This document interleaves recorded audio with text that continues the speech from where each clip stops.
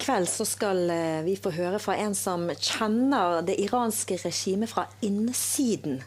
Hun er en iraner som møtte Jesus og ble en av de som ble forfulgt av regimet.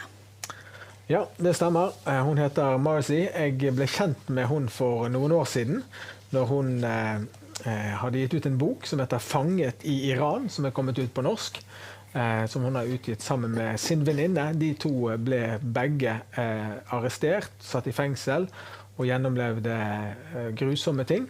Og det snakker hun om i dette intervjuet som jeg gjorde med henne for noen timer siden.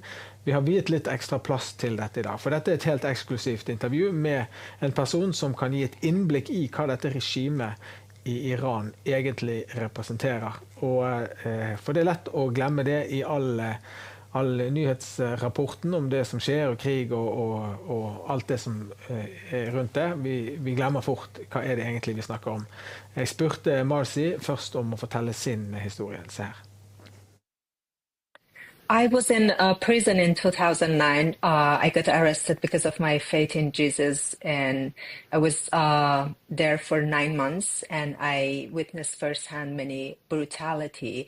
And the issue was my faith in Jesus, that they were trying to threaten my life, and they sentenced me to death by hanging and forced me to convert back to Islam. So while I was in prison, I witnessed many brutalities, the torture of my prison friends, the execution of my best friends, and a lot of human rights violations and sexual abuse of my friends in prison. So that helped me to understand the current situation and what Iranian people are going through by this Islamic regime. As you see this ongoing war, which is what it is, what are your feelings? Honestly, since the war started, millions of Iranians started celebrating. They are so happy that finally, after 47 years being oppressed by this evil regime, America and Israel came to help them. And even though the America and Israel should just targeting specific places, military bases of the regime and supreme leader of Iran and Iranian people, there is some possibility that some, places get hit, but they are sending their messages out that we really want your help. And some of my friends also mentioned in their text that we don't care. Even if a bomb throw on our home, we wanted to get rid of this regime, because we know that America and Israel are not the enemy of Iranian people, and they know their true enemy is the Islamic Republic regime that for so many years oppressed Iranian people, executed hundreds of thousands of Iranian people, and especially in the recent protests, it was a nationwide protest all around the country. People came to the streets and they called the name of Prince Reza Pahlavi as their future leader and the Islamic Republic regime. In only 2 days, the news says 32,000 people were shot in the streets, but I was in prison. It was during another protest in 2009. It was a Green Movement protest that I witnessed how many people got arrested, tortured, and were killed in prison. So whatever number they say, we need to multiply to 10 times.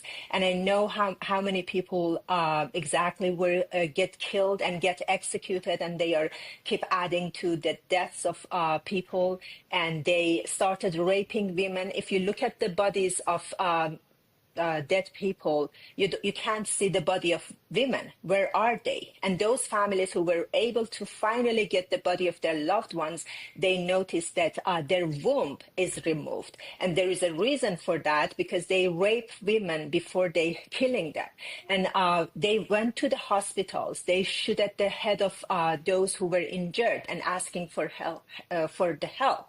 So there are many brutalities that we can see all over Iran, and that's why Iranian people are so desperate.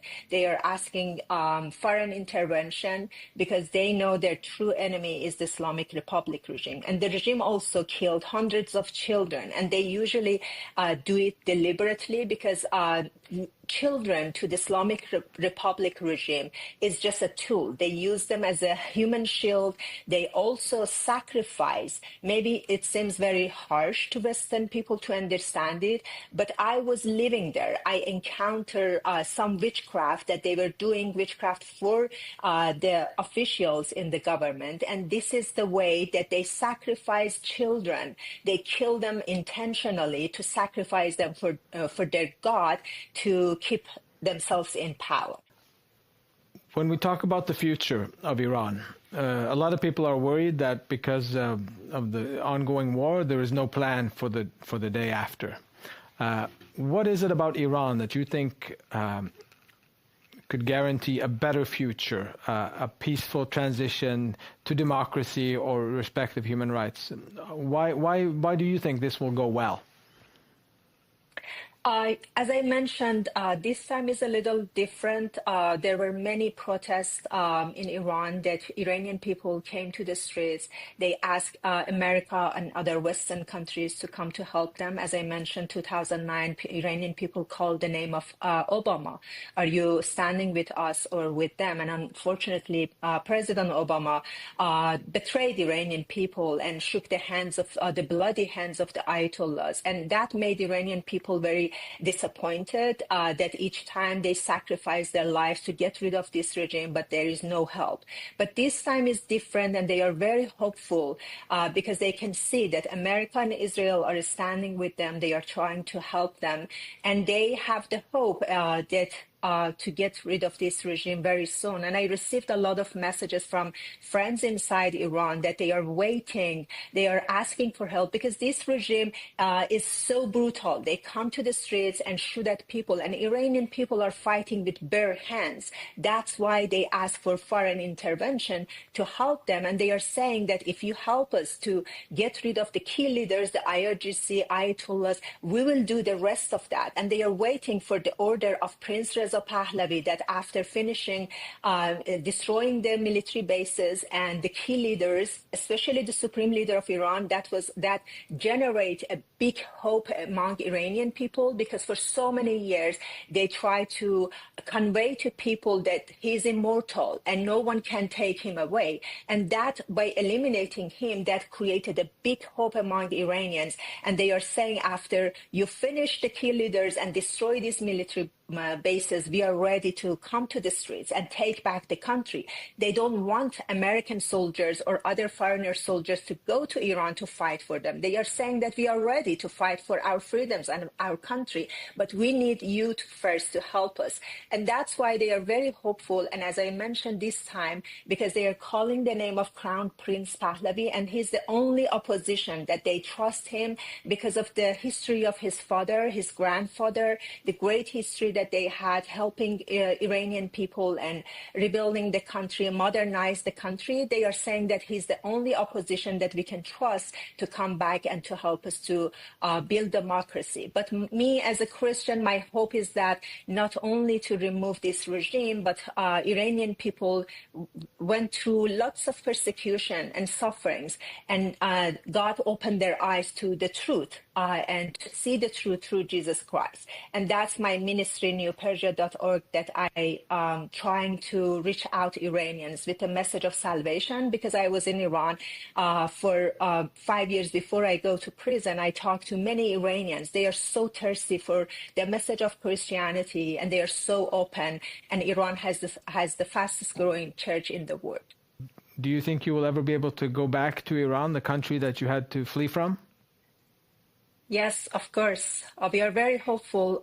Even though, some of the news really broke my heart. It pained my heart because I went through all those traumas. I experienced the brutality of this regime. And when I was seeing that over 32,000 Iranian people were killed and they got executed, it really broke my heart. And every stories when I was reading it, I couldn't stop my tears, crying for my people. But Iranian people were very brave, and they showed their courages. They came to the funeral of their loved ones, and they turned it to another form of defiance. Instead of crying, they started dancing and singing. This is another kind of defiance that Iranian people bravely turn it to against the regime, because in Iran, Iranian women are not allowed to sing, they are not allowed to dance. But it was amazing that in front of the mosque, at every funeral, when you look at the films, I shared a lot of them on my social media, that how Iranian people bravely hold their tears in order to not to show that to the Islamic regime, and turn it to dancing at the funeral of their loved ones. It's very hard. It's hard to imagine how you can dance in the funeral of your loved ones. But Iranian people are in bare hands, but using anything to fight back against this regime. And I'm very hopeful that soon we can visit the country and travel to Iran. And hopefully we will restore our friendship with America and Israel again. Thank you, Marziyeh, and we are prayerful that this will go well and that your dreams will come true and that you'll be able to visit your country again. Thank you.